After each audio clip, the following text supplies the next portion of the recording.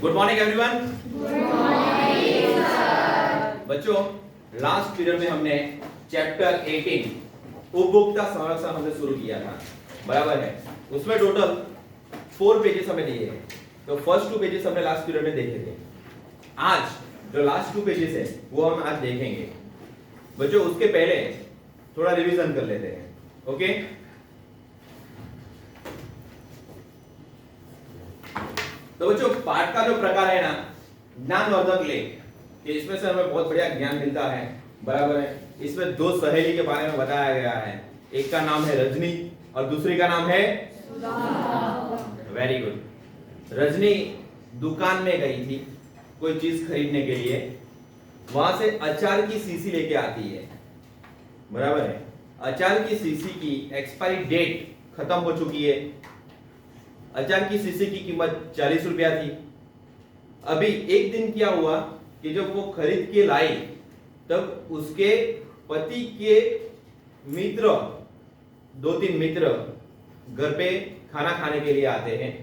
उस टाइम पे रजनी ने अचार परोसा। तब देखा अचार तो बिगड़ा हुआ है। शीशी के ऊपर देखा तो एक्सपायरी डेट तो खत्म हो चुकी है। तभी रजनी को पता चला कि दुकान वाले ने तो मेरे साथ धोखा किया है। अभी वो रजनी अचार की शीशी लेके दुकानदार के पास आई। बच्चों, जब दुकानदार के पास आई, दुकान का नाम है सोहनलाल जनरल स्टोर। क्या नाम है? सोहनलाल जनरल स्टोर, याद रखना है। तभी दुकान वाला जो है वो मुकर गया। उसने गलत बोला कि ये अचार की शीशी तूने मेरे पास नहीं खरीदी। अभी रजनी कुछ भी नहीं कर सकती क्योंकि रजनी के पास बिल नहीं है। हम कोई भी चीज खरीदते हैं उसका पक्का बिल हमारे पास रहना चाहिए। बिल में जो हम चीज खरीद रहे हैं या खरीदी है उसकी क्वांटिटी, जिस दिन खरीदी है वो डेट, कितनी खरीदी है, क्या खरीदी है, बराबर, वो सब अंदर रहना चाहिए। दुकान का नाम भी बिल में रहना चाहिए। जीएसटी वाला पक्का बिल हमें लेना है। फिर वो कोई भी चीज हो, 40 रुपए की हो, 4000 की हो या 4 लाख की हो। अगर समझो कि रजनी ने 40 रुपए की जगह 40,000 की कोई वस्तु ली होती और वो बिगड़ जाती तो क्या करती? उसके तो रोने के दिन आते क्योंकि उसके पास बिल है ही नहीं। तो रजनी के जैसी गलती हमें नहीं करनी है। बच्चों, उपभोक्ता संरक्षण यानी कि कस्टमर के लिए भी प्रोटेक्शन है। कस्टमर के लिए भी बहुत सारे, ग्राहकों के लिए बहुत सारे रूल्स रेगुलेशन कानून बनाए गए हैं। तो उसकी मदद से हम ऐसे धोखेबाज दुकानदार को सबक सिखा सकते हैं। लेकिन उसके पहले हमें जागरूक रहना है। कोई भी चीज खरीदने के लिए जाए तब पहले से उसके बारे में हमें पता होना चाहिए, ओके। अभी वो जो रजनी है, रजनी की लड़की का नाम हमें दिया है। क्या नाम है? सोनू। Very good.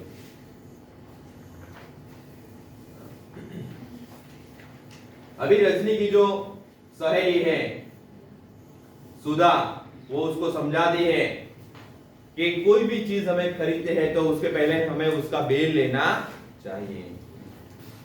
अभी 3rd पेज के ऊपर हम आए हैं और वहां से हम आगे बढ़ेंगे। आज डिब्बाबंद अथवा पैकिंग वाले खाद्य पदार्थ, दवाएं, सौंदर्य प्रसाधन आदि खरीदने से पहले उस पर लिखे निर्देशों को अवश्य पढ़ें व उन निर्देशों का पालन भी करें।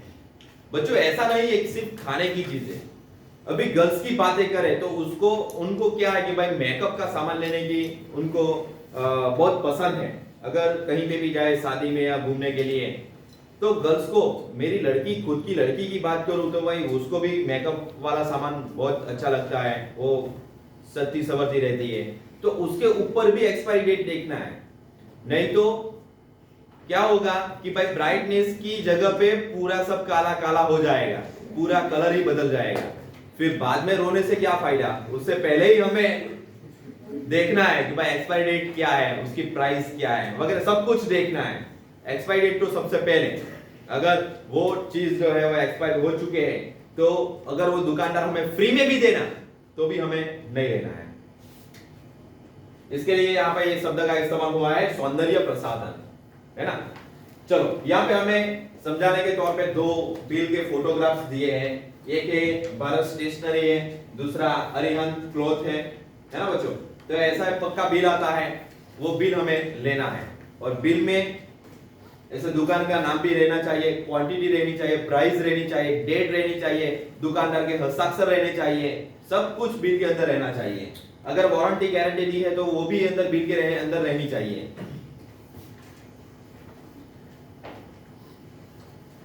यही बात बिजली के उपकरण अथवा स्वचालित उपकरण आदि की खरीदी पर भी लागू होती है। बिजली के उपकरण जो इलेक्ट्रिक से भी कोई भी आइटम चलती है तो उसका तो बिल हमें अवश्य लेना है, क्योंकि इलेक्ट्रिक वाली आइटम कभी भी बिगड़ सकती है, कुछ भी हो सकता है। इसके साथ उनके गारंटी या वारंटी कार्ड भी अवश्य लें। आपको अंडरलाइन करना है गारंटी या वारंटी कार्ड के नीचे गारंटी या वारंटी, ये दो शब्द है। तो गारंटी में क्या होता है कि अगर हमें 1 साल की गारंटी दी गई है, 1 साल में हमारी जो चीज हमने खरीदी वो बिगड़ती है, वो पूरा रिप्लेस करके हमें दुकानदार देता है। वारंटी में क्या होता है कि हमें अगर 1 साल की वारंटी दी गई है, 1 साल में हमने जो चीज खरीदी वो बिगड़ती है तो वो हमको रिपेयर करके देता है। ओके बच्चों, ध्यान में रखना है ये सब बातें। गारंटी कार्ड भी आता है, वारंटी कार्ड भी आता है। बहुत सारे दुकान वाले क्या करते हैं भाई, गारंटी वारंटी कार्ड ही नहीं देते, बाद में मुकर जाते हैं कि हमने तो वारंटी नहीं दी थी। समझे? वास्तव में गारंटी कार्ड के कारण आप भविष्य में उस वस्तु के संबंध में किसी भी खराबी की स्थिति में उसे वापस कर सकते हैं या किसी विशेष भाग को परिवर्तित कर नए की मांग कर सकते हैं। अगर आप मोबाइल लो ना तो मोबाइल में भी 1 साल की वारंटी आती है, बराबर। अगर 1 साल के अंदर आपका जो मोबाइल है वो बिगड़ गया तो आप फ्री में रिपेयर करवा सकते हो, लेकिन उसके लिए सबसे पहले बिल चाहिए। बिल हमें संभाल के रखना है। बहुत सारी चीजों में ऐसा होता है कि भाई बिल हम लोग रखते हैं और भूल जाते हैं। समझो बाइक की बैटरी, कार की बैटरी, उसमें 3-4 साल की वारंटी दी जाती है।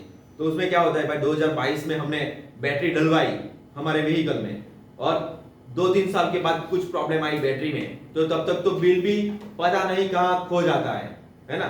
तो बिल ऐसी जगह पर संभाल के रखो कि अगर कुछ भी हो प्रॉब्लम तो बिल तुरंत से हमें मिल जाए। मैं तो बोलता हूं फोल्डर वाली फाइल आती है, 24 फोल्डर वाली, ऐसी बड़ी फाइल फोल्डर वाली रख लो, उसके अंदर सब कुछ रखने का है ना, तो एक भी चीज हमारी खो नहीं जाएगी। लेकिन बहुत सारे बच्चे क्या करते हैं कि फ्रिज के ऊपर रख देते हैं, कबर्ड के ऊपर रख देते हैं, शोकेस के ऊपर रख देते हैं, टीवी के नीचे ऐसे छिपा देते हैं, कोई भी बॉक्स में रख देते हैं। तो ऐसा नहीं करना है, कोई एक ही जगह पे रखो सब चीज, सब बिल, तो तुरंत हमें मिल जाएंगे।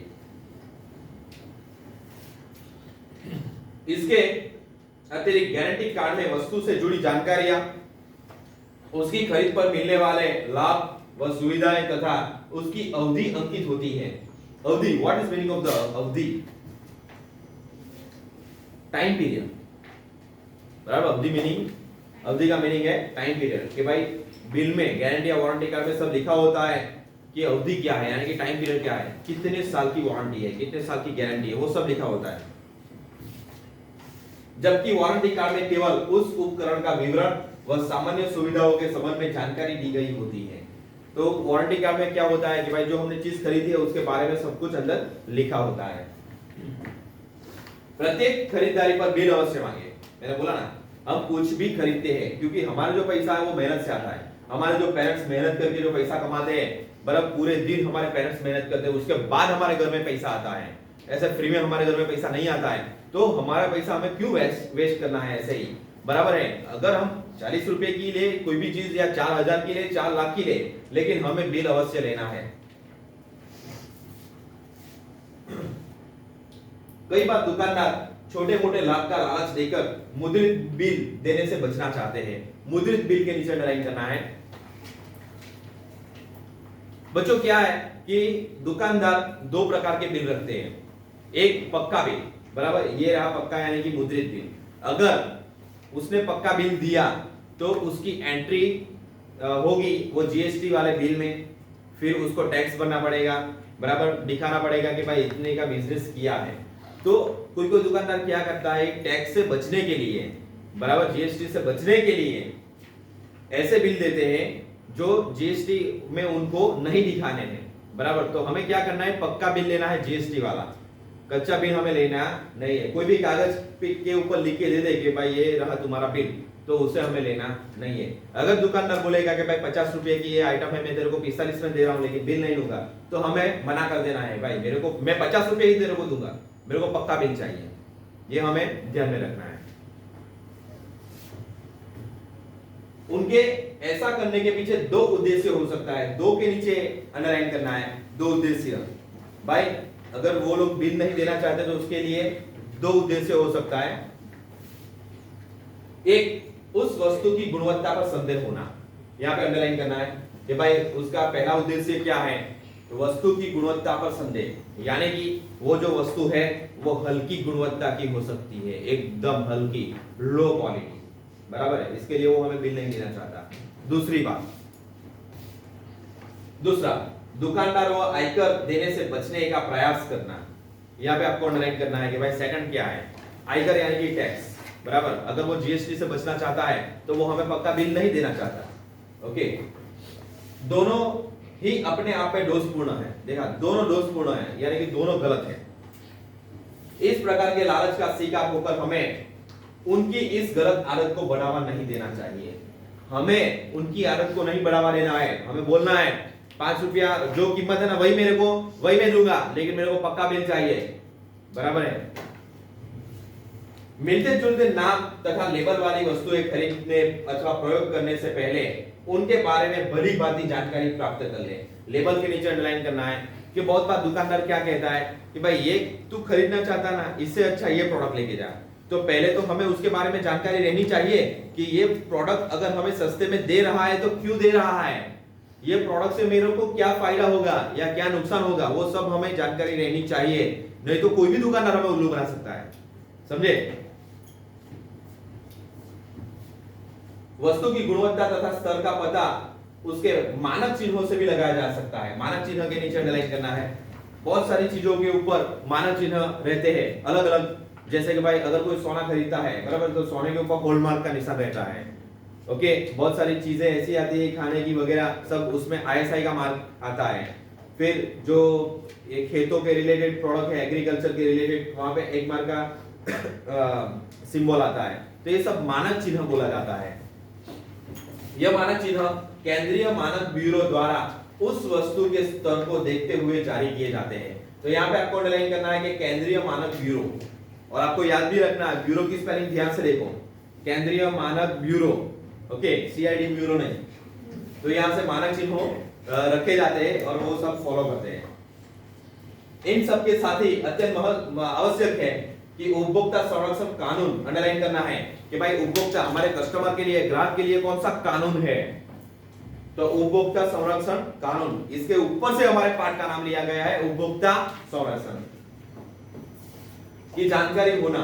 उपभोक्ता संरक्षण कानून वह कानून है जो उपभोक्ताओं को उनके अधिकारों के प्रति जागरूक करने के साथ साथ उनके हितों की भी रक्षा करता है। देखा, ये उपभोक्ता संरक्षण कानून ऐसा है कि ग्राहकों को समझाता तो है ही, लेकिन अगर कोई ग्राहक के साथ धोखा हुआ है तो उसके साथ खड़ा रहेगा, उसको न्याय दिलाएगा। वर्तमान समय में इस कानून की उपयोगिता इस दृष्टि से भी बढ़ जाती है कि अब भारतीय उपभोक्ता एवं भारतीय बाजार न केवल देशी बल्कि विदेशी व्यापारियों के भी आकर्षण का केंद्र बन चुके हैं। आपको यहाँ पे अंडरलाइन करना है कि विदेशी व्यापारियों, यहाँ पे आपको अंडरलाइन करना है, और आकर्षण का केंद्र यहाँ पे अंडरलाइन करना है कि ऐसा नहीं कि भाई इंडिया में रहते तो इंडिया की प्रोडक्ट मिलती है, अभी तो हर जगह पे आउट ऑफ कंट्री की भी प्रोडक्ट मिलने लगी है। आप सूरत में जाओ बड़े बड़े मॉल में, तो उसमें क्या होता है कि भाई आउट ऑफ कंट्री की बहुत सारी है प्रोडक्ट, बराबर, उसमें कपड़े, फिर मेकअप का सामान वगैरह, बहुत सारे इलेक्ट्रिक आइटम, तो आउट ऑफ कंट्री की भी अभी आइटम बहुत सारी यहाँ पे आने लगी है।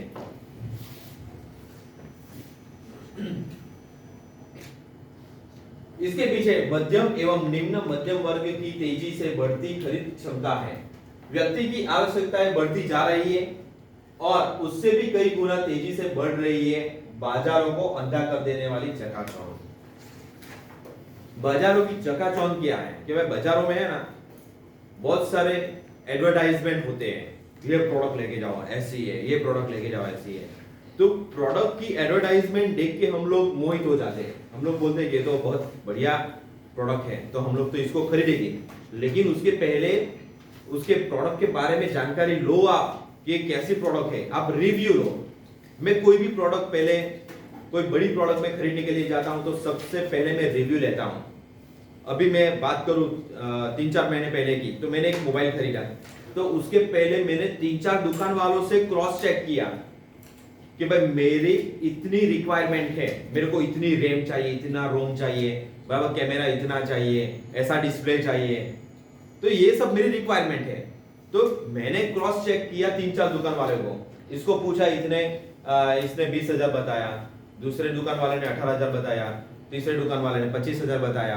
प्रोडक्ट तो एक ही है, तो अभी हमें क्या करना है, फिर ऑनलाइन भी एक बार चेक कर लेना है कि भाई इसकी प्रोडक्ट सच में क्या है। तब मेरे को पता चला कि 18,000 रुपया 500 वो इसकी कीमत है।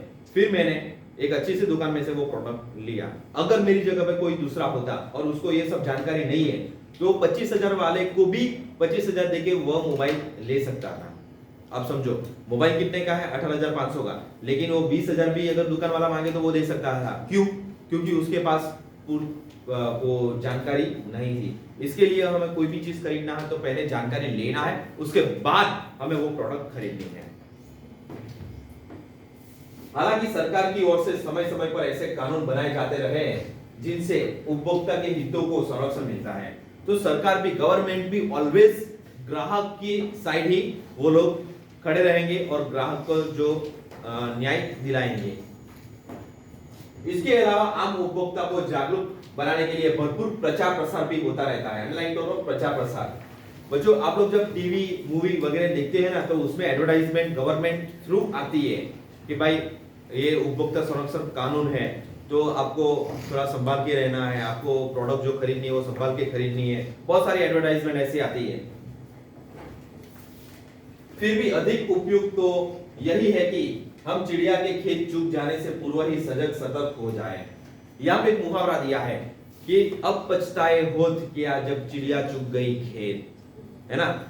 हमें सतर्कता रखनी है, हमें नॉलेज रखना है, ज्ञान रखना है, जानकारी रखनी है, तो हमें कोई भी उल्लू नहीं बना सकता।